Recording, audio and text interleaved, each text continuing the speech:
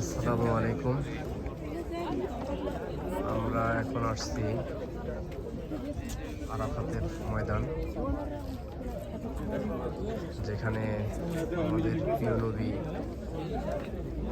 বিদায় হজের ভাষণ দিচ্ছিলেন।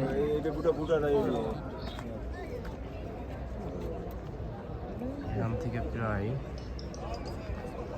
200 মিটার নিচে হবে, এই পাহাড়টাও উঁচা।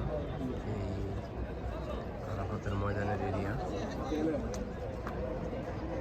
পুরাটা। আর এখান থেকে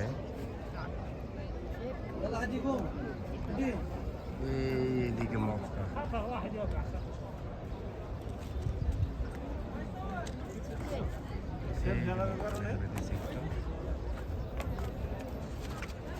মক্কার মিনার দেখা যাচ্ছে।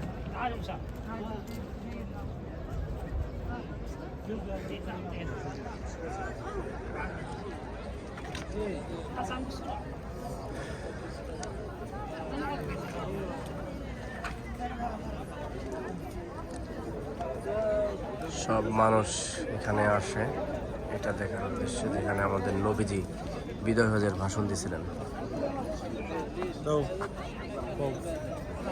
এই সেই আরাফাতের